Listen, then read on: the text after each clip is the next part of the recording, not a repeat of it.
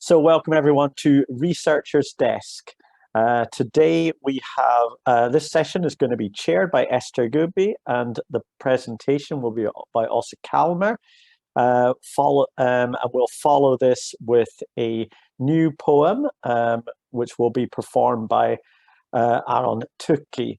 I will have great pleasure now to hand over to Esther Gubi to chair this session. Welcome to Researcher's Desk.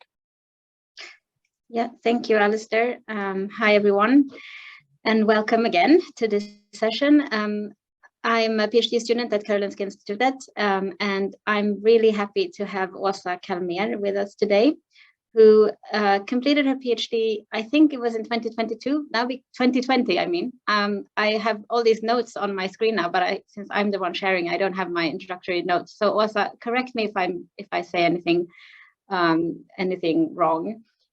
You completed your PhD at KTH, and you wrote about overconsumption and this idea of sufficiency as a way to tackle the overconsumption that characterizes affluent societies. And I'm just really happy that you're here to talk more about your research, especially given that we've just finished the political election cycle where nobody was even allowed to suggest that we should change our consumption patterns. So I think we need all research available on this subject, and I'm really happy that you are here to tell us about your work. So with this, I'm just going to hand over the floor to you. And also, because I'm the one sharing now, you have to just tell me when to change slides. So yeah, go ahead, Åsa. Yes, thank you very much, Esther, and I'm very happy to be here and to discuss with you today. And I'm sorry about the inconvenience of not being able to share my own slides, but thank you, Esther, for helping out with that.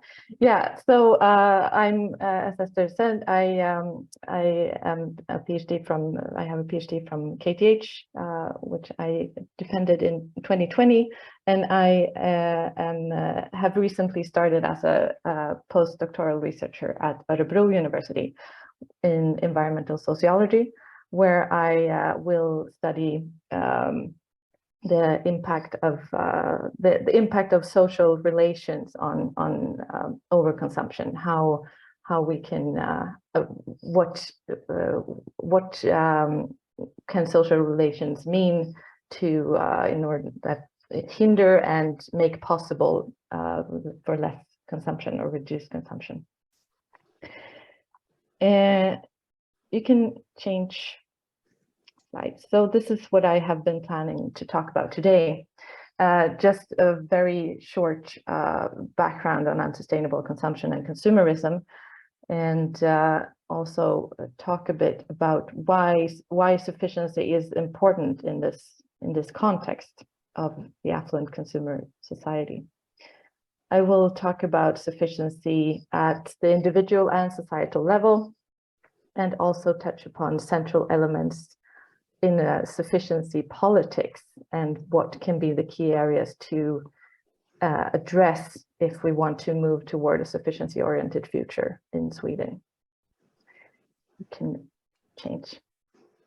So just a short background. I mean, I'm sure that this crowd is very familiar with the overconsumption of affluent societies and the overconsumption and the environmental consequences of the overconsumption in the global society today. So I won't go into, I won't give any examples of that. Just state the obvious that the consumption levels today are unsustainable in many ways. And there are different terms to describe what identifies this consumer culture and society that we live in. We have overconsumption, excessive consumption, conspicuous consumption, hyperconsumption, and mass consumption. If you want to just click twice, I think, Esther. Yeah, I think I managed to. Yeah, okay. Yes, are we on the right slide now? Yes. Okay, good. The mass consumption is one way to to address this, and it has been described by Boström and Klintman as the extensive and often globalized circulation of goods and services in modern times, which causes both welfare and socio-ecological destruction. And all this indicates that we live in a culture that is in many, many ways shaped by consumerism. And that has been described as the cultural orientation that leads people to find meaning, contentment, and acceptance through what they consume. You can change slides again. So when talking about sustainable consumption, a lot of effort has been put into targeting production processes. So if you want to move forward, this often has to do with efficiency. So efficiency in sustainable consumption and production, it very much targets the production and user process. So how can resources be used as efficiently as possible? I.e., how do we make more with less?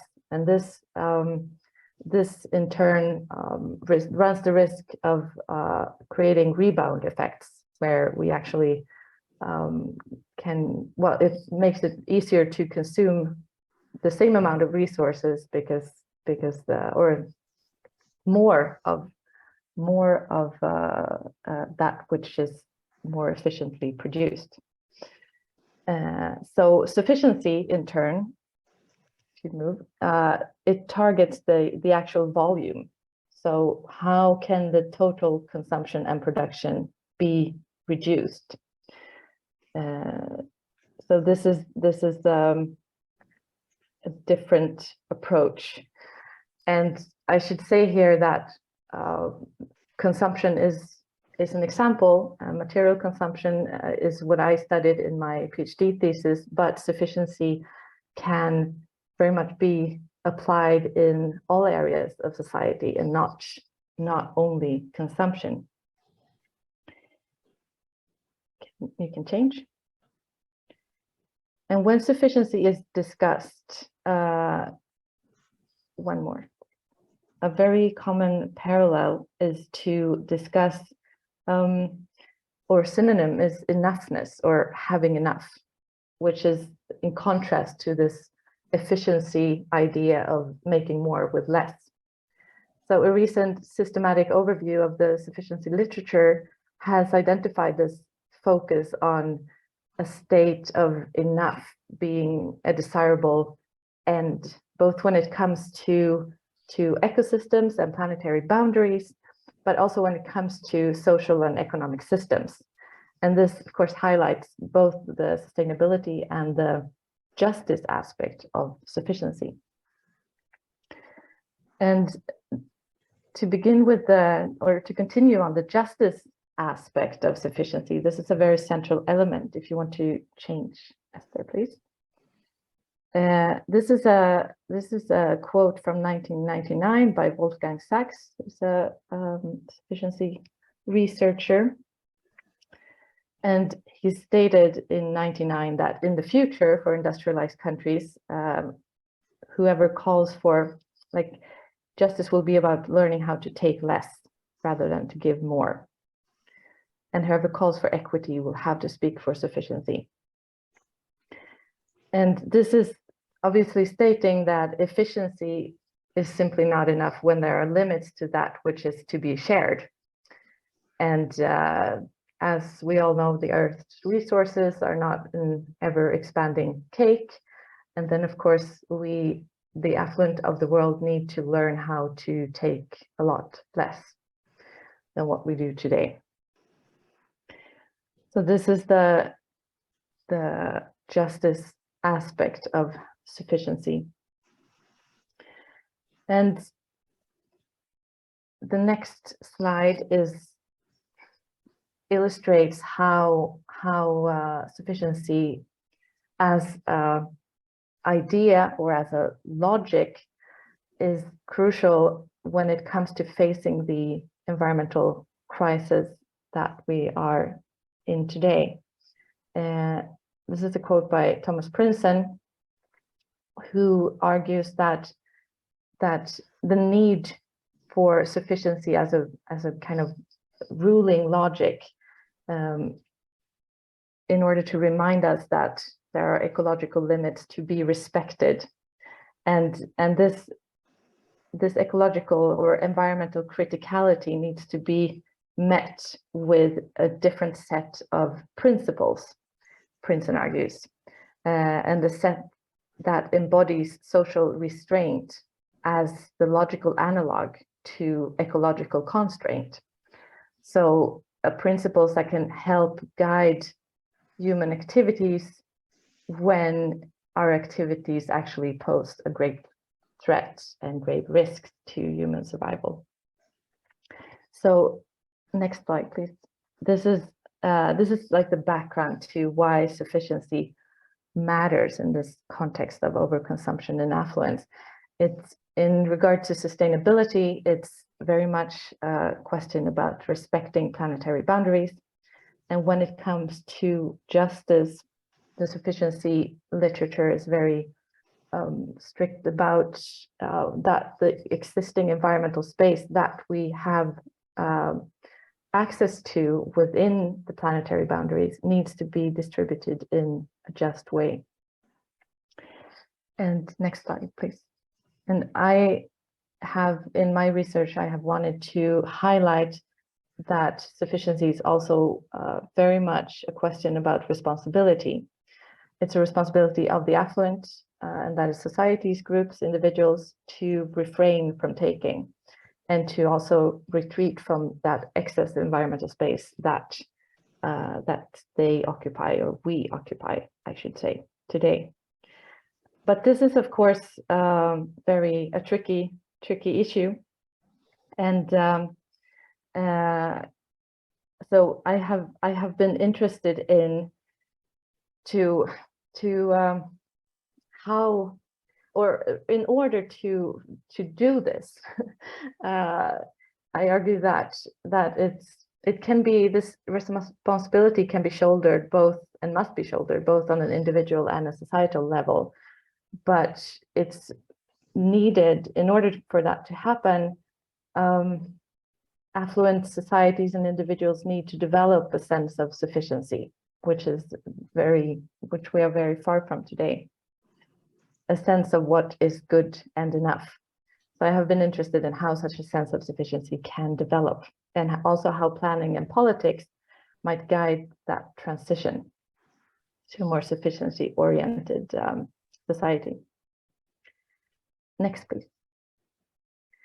And as I was saying, sufficiency can be seen as both individual and societal, and as an individual lifestyle choice, but also as a kind of social paradigm or guiding principles, or an end in itself, very much for a different kind of society, and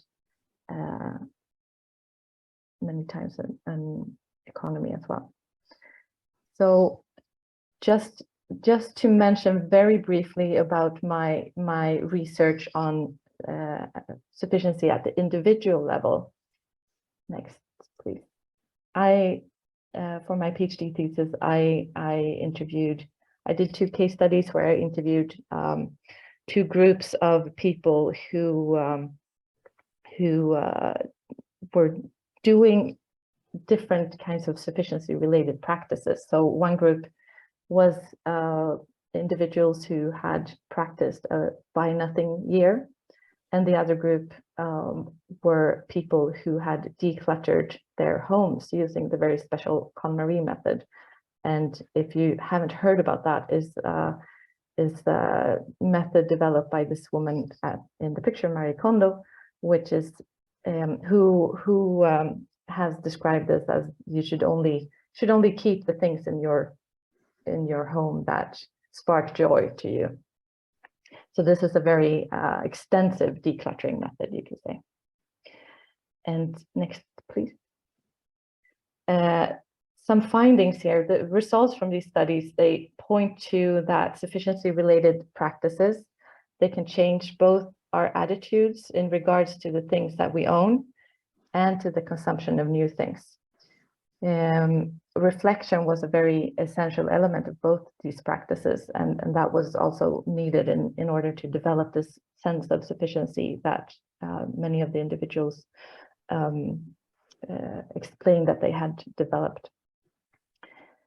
Next, and the cases illustrate different entries based on intentionality. So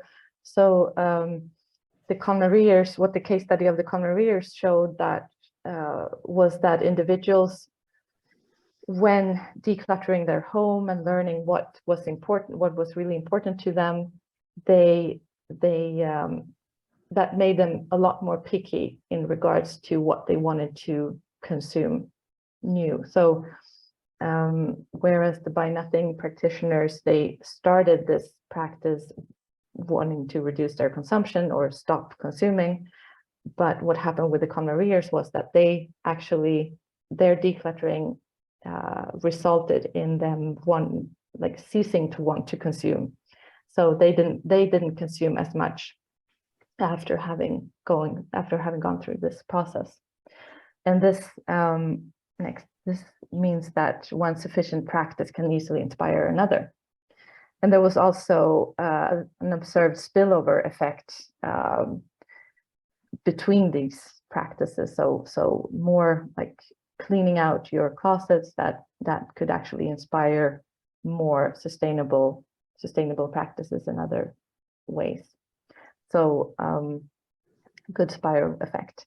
And they did develop a sense of sufficiency, which was very much, and it shows that it is a process that may take quite some time on the individual level, a process of moving from this sense of having too much to actually to feeling that what I have is good and enough.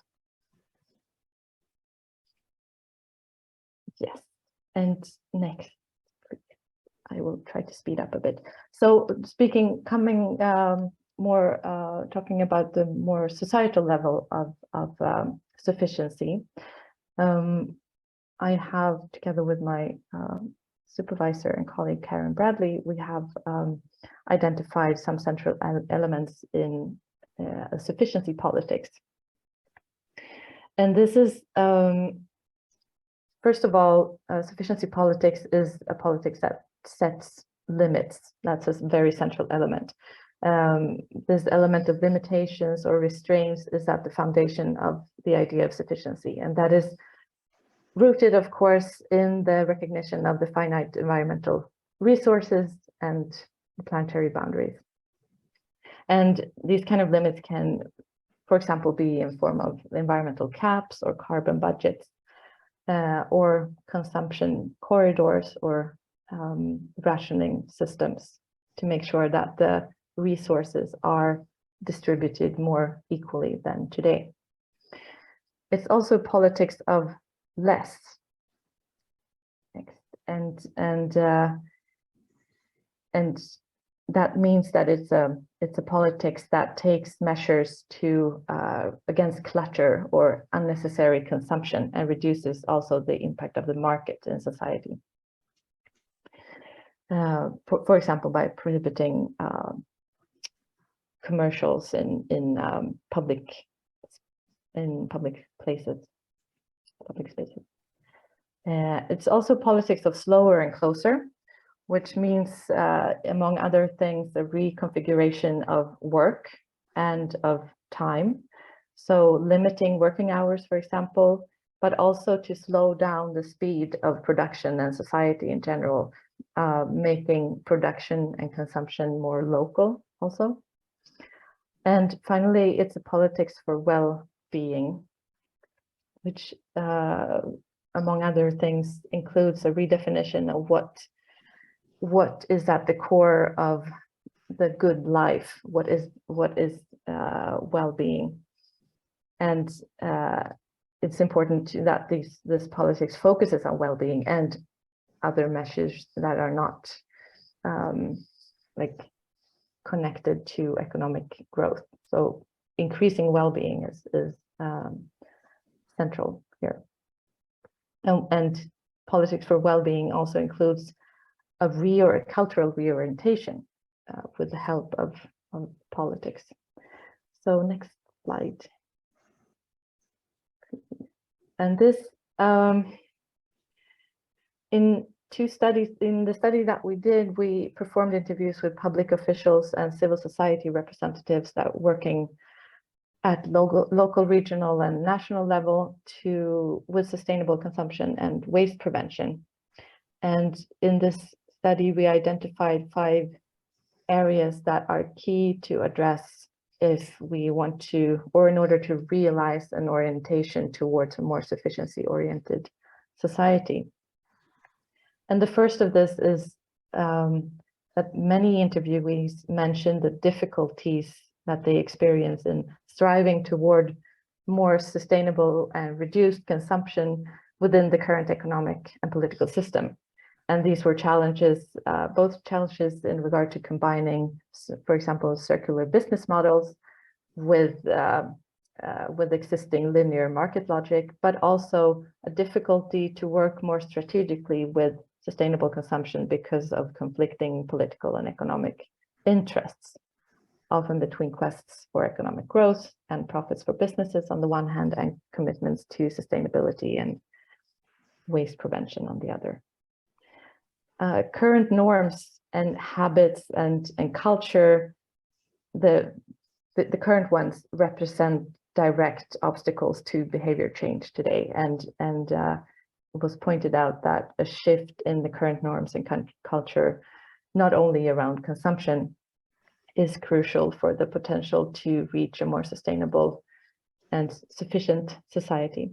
And this can, for example, be facilitated by infrastructure that helps facilitate sustainable practices, but it's also very much needed, like a normative transition in attitudes toward well-being and what a good life can be considered to be. In terms of goals and measurements, this was a key issue that was highlighted, the importance of having specific and ambitious goals. And also with respect to what is actually measured. So what is it that we strive towards? And in the cases that there were ambitious goals, for example, for reducing consumption-based emissions, this had been helpful for at least the public officials working with these issues. The stable funding and harnessing synergies, that area has mostly to do with problems with external funding, like projects that deal with sustainable consumption and waste prevention.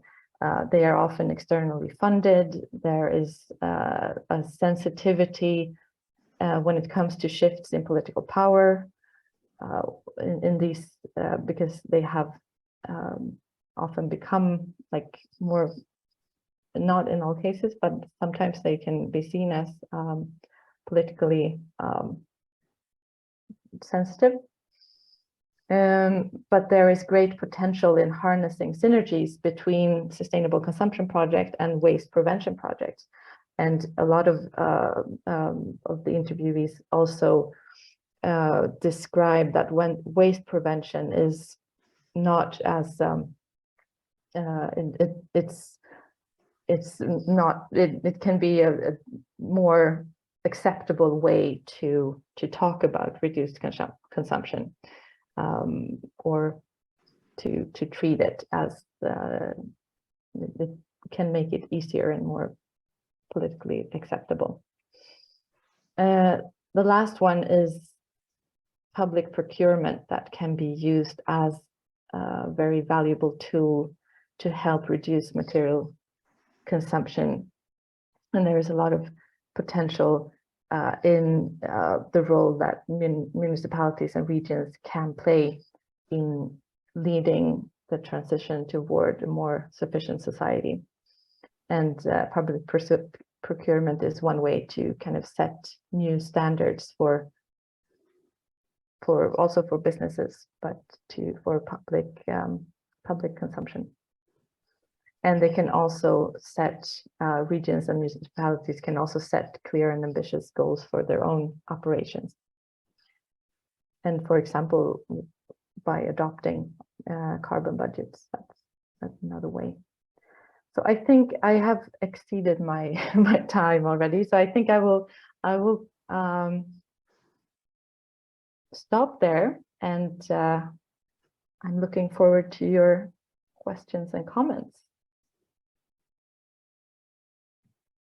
Okay, I've stopped sharing. I hope that was not premature. Thank you so much, Åsa.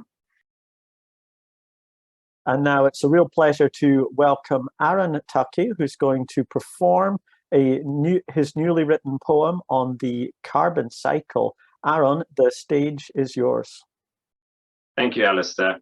And thank you, Alistair, also for the idea for this poem. I have been writing poems about climate and environment for some time, and I've been in contact with Researcher's Desk for some time. And then I thought this summer I should ask if there could be some possible collaboration then. So I approached Alistair and asked, I would like to write a poem with and for Researcher's Desk. And what should that be? So Alistair asked me to write a poem about the carbon cycle, and he's also read my draft and given me some feedback on that. And it's something I'd be interested in doing in continuation. If you have a research idea that you would like to try and communicate through this form, we could see if there's a way to collaborate on that. So yes, without further ado, this is my poem to you, Alistair, and to Researcher's Desk. Would you like to offset your flights?